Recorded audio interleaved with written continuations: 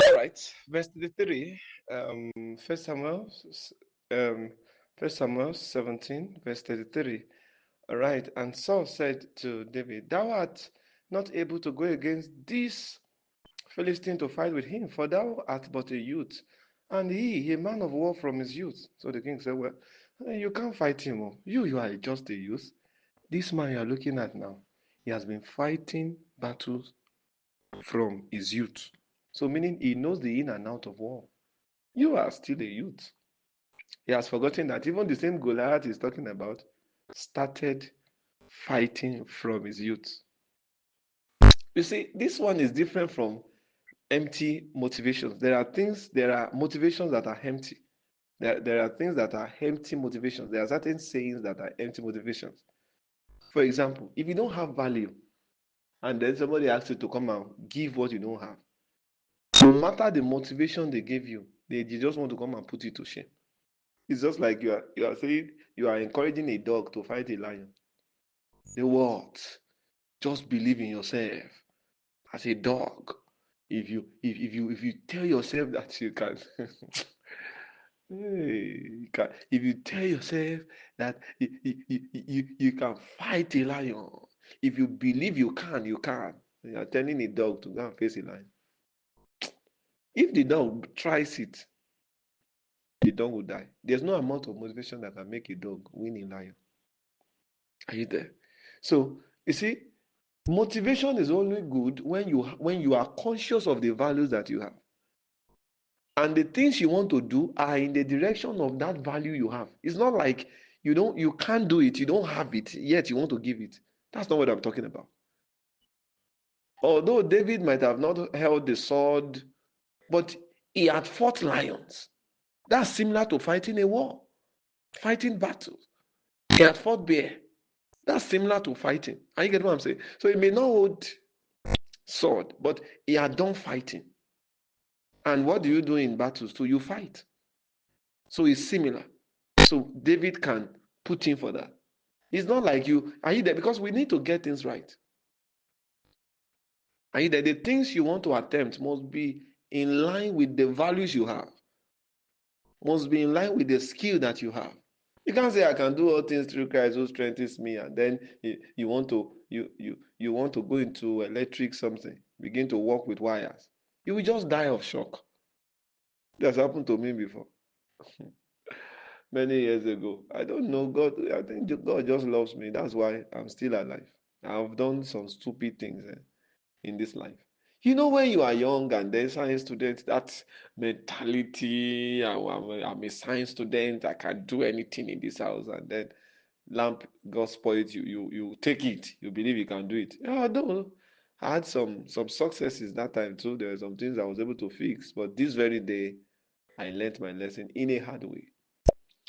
Now there was power, the light was on, everything was. We know that even maybe I don't even know if, but there was power. There was power in the thing, and then the socket was on. So I wanted to work on the extension. An extension can have more than 5 faces where you can plug your things. Even some have more than 20 faces. Yeah, it can be as many as that. So, but this extension is faulty. So I needed to check where there's an issue in the extension so that I can fix it. But I was not wise enough to know that while I'm doing that, I'm not supposed to plug the extension into the power source. Are you there? For example, I'm supposed not to plug the extension into the power source. I should look for where the problem is and then fix the problem, then plug the extension to see if it's not working. But you know what I did? I plugged the extension into the power source. And then I now opened it trying to work on it.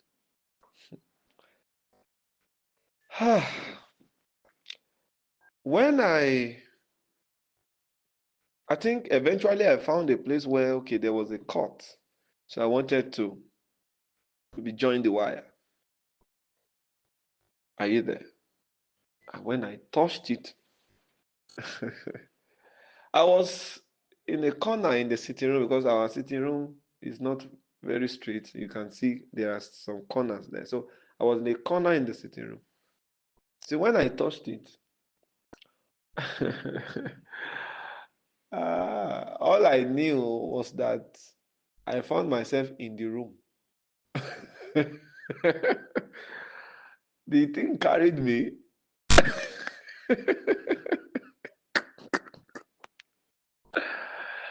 I'm not joking. I'm telling you what happened to me in real life. The thing carried me, and then it took me on a journey in the spirit.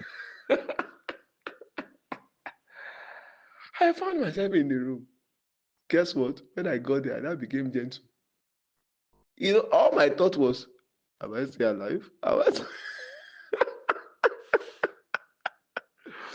You will pay for your foolishness and your ignorance. You will pay for it.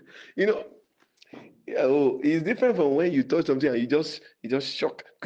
No, this one carried me and then took me to the room. When I landed in the room, I was very quiet. Everywhere was quiet to me. It was like I'm in another world.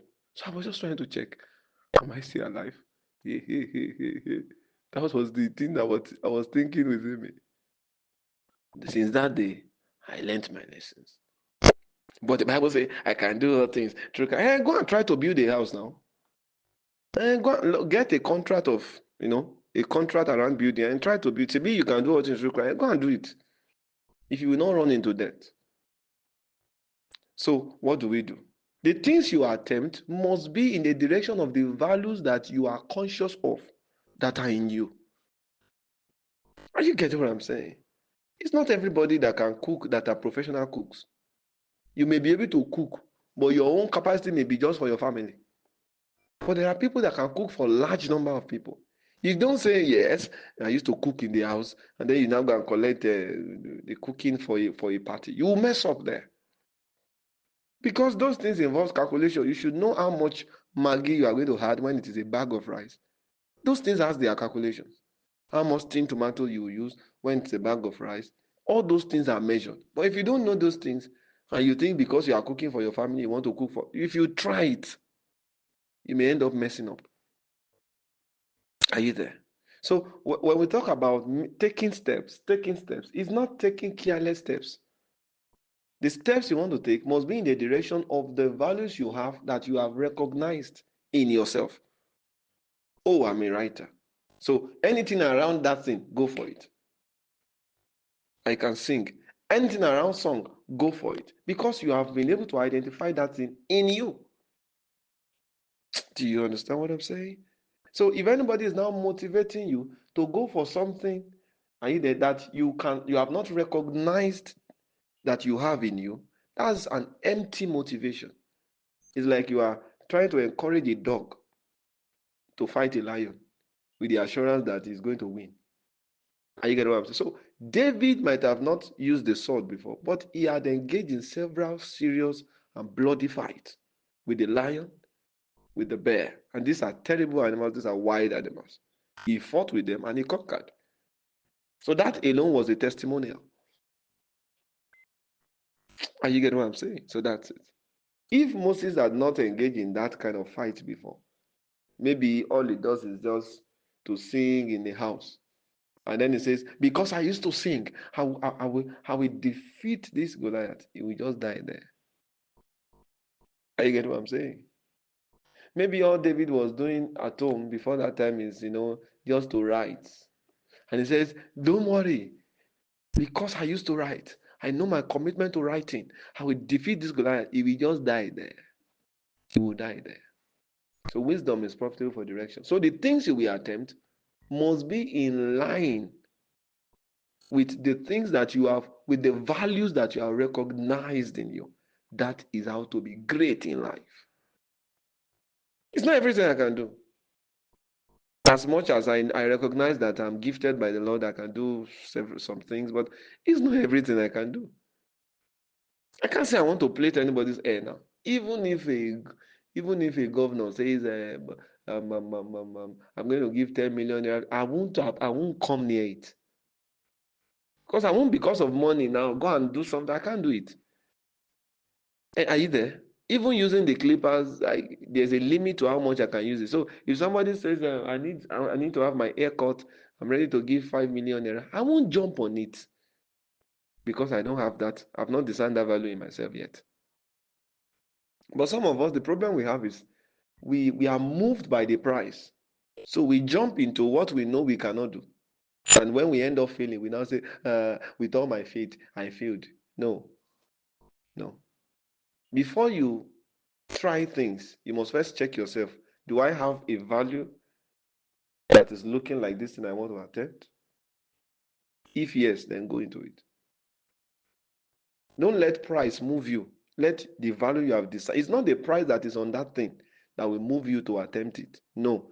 It is the value you have discerned in yourself that will move you to attempt it. Even if you say 10 million naira for a haircut, I won't because of that hold keeper. Because if I do, at the end of the day, I will not get the 10 million naira, and I will still be arrested for for writing Jesus is Lord on the head of my fellow brother.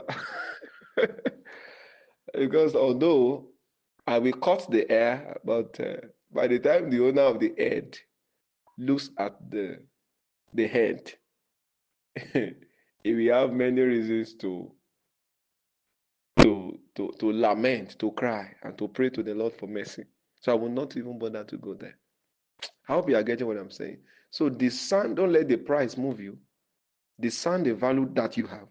And let the value, your ability to recognize that value is now what will determine the things you will attempt and the things you will not attempt. So it's not everything you can do. Do you understand?